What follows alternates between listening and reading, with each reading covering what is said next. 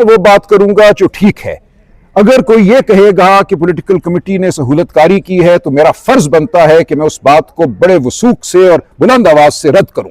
उसके आगे मैं कोई अगर मगर नहीं कर सकता। एक बहुत गलत जुमला अदा किया गया, उस गलत जुमले का जवाब देना मुझ पर फर्ज है। वो फर्ज मैंने अदा कर दिया। आज मैंने बार बार ये कहा है कि मेरा और अलीमा बीबी का एक प्यार का रिश्ता है, बहन भाई का रिश्ता है। मैं उनके खुलूस के हवाले से, उनकी नीयत के हवाले से कोई शक नहीं रखता। वो बिल्कुल शक से बालातर हैं, लेकिन उनकी सियासी समझबूझ, सियासी हिकमत अमली के हम ताबे नहीं हैं। खान साहब ने इसीलिए चकजई साहब को, अल्लामा नासिर को जिम्मेदारी दी है। उन्होंने पार्टी के अंदर लोगों को ओहदे दिए हैं, उनसे मुशावरत कायम है, मुशावरत रहती है और इसी मुशावरत के तहत तमाम फैसले होंगे। अलीमा खान के इर्द गिर्द शाहिद खटक, हमें अडयाला नजर आते हैं, इसके अलावा मीना खान नजर आते हैं और अब ऑन रिकॉर्ड शाहिद खटक ने पीटीआई के ऑफिशियल्स के साथ गुफ्तगू करते हुए ये कहा है कि अब हमने महमूद खान चकजई और अल्लामा नासिर अब्बास और इनसे फैसलों का इख्तियार लेना है। मैं उनसे ये बात पूछ लूंगा, मैं उनसे पूछूंगा कि ऐसी बात उन्होंने की है या नहीं की, लेकिन ऐसी बात कोई नहीं कर सकता। जो इख्तियार खान साहब ने चकजई साहब और अल्लामा नासिर को दिया है, वो इख्तियार खान साहब का तफवीज़ करता है। खान साहब भी उसको वापस ले सकते हैं और कोई नहीं ले सकता। आपको क्या लगता है अलीमा खान ने ये जो गुफ्तगू की वो भाई की मोहब्बत में की है या इसके पीछे कोई प्लान जिसका शेर अफजल मरवत बार बार जिक्र करते हैं? ऐसा कुछ नहीं है। शायद पार्टी हाईजैक करना चाहती है। नहीं, सिर्फ भाई की मोहब्बत में। देखिए, आप समझ सकते हैं, वो बहनें हैं, वो डेस्परेट है एक हवाले से।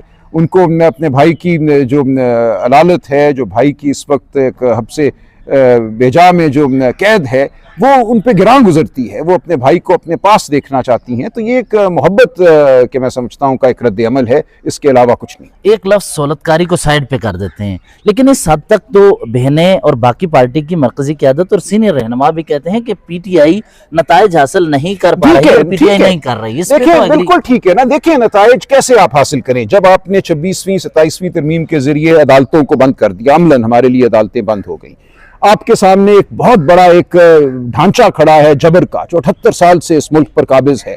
उसमें हर तरह की एजेंसियां शामिल हैं। आप सहाफ़ी से बात नहीं कर सकते, बतौर सहाफ़ी आप एक लाइन से आगे नहीं बढ़ सकते। तो इस पूरे निज़ाम पर कब्जा है इस वक्त। तो इस कब्जे को हमने तोड़ना है। ये बात इनकलाब की है। अगर कोई मुझसे ये कहे कि एक हफ्ते का लाएअमल दो जिसके नतीजे में खान साहब रिहा हो जाएंगे, अदालतें आज़ाद हो जाएंगी, सहाफ़त आज़ाद हो जाएगी, तो ये बेवकूफ़ी की बात है ना। ऐसे नहीं होगा। हमें इस अमल से जुड़े रहना है।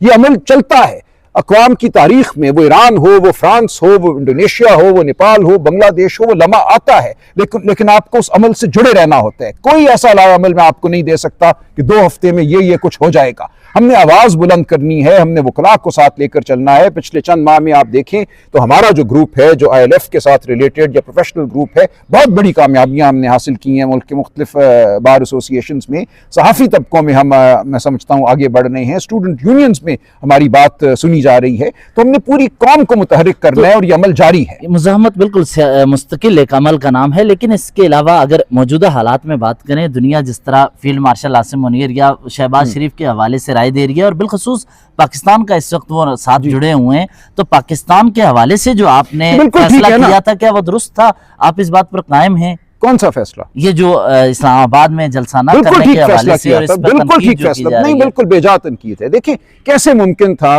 कि हम 8 अप्रैल की रात ये कहते कि हम 9 अप्रैल को आ रहे हैं और यहाँ हंगामा होगा और ज़बरदस्ती खैबर पख्तूनख्वा से लोग जो हैं वो क्रॉस करके आएंगे।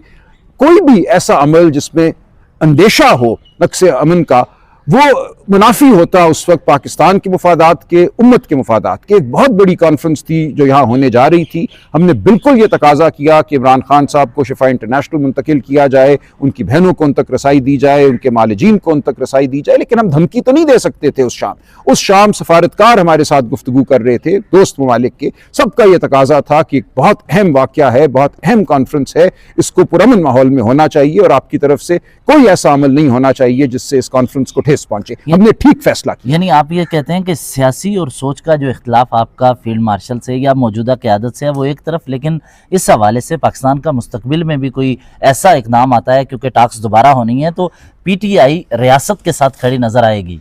जी बिल्कुल। देखिए, इससे अहम क्या मामला हो सकता है? इस पूरे खित्ते में अमन, पूरी दुनिया में बल्कि अमन का ये मामला है। अगर अमन नहीं होता तो एक खौफनाक, यहाँ ना सिर्फ जंग होगी, एक माशी बहरान होगा।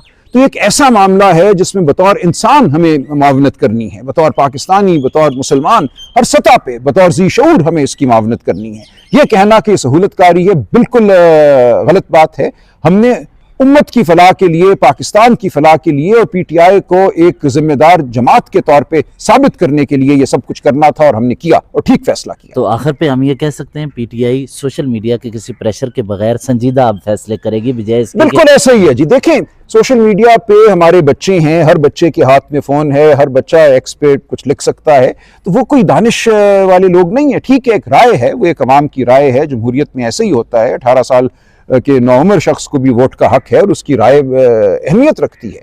तो हम बिल्कुल उन आरा को सुनते हैं, लेकिन खान साहब बार बार ये कहते हैं कि लीडरशिप वो है, लीडर वो है जो दानिश से बात करे और जो तालीम दे सके उनको, जो कम उम्र हैं, जो कम तजुर्बा रखते हैं। जो हमारे पास लोग हैं, वो चकजई साहब हों, अलामा नासिर हों, दीगर हमारे अमायदीन हैं, पार्टी के अंदर बहुत तजुर्बाकार लोग हैं, उमर अयूब साहब से बात होती है, उन सब की राय को लेकर हमने आगे चलना है। हमने किसी प्रेशर में नहीं आना। Thank you.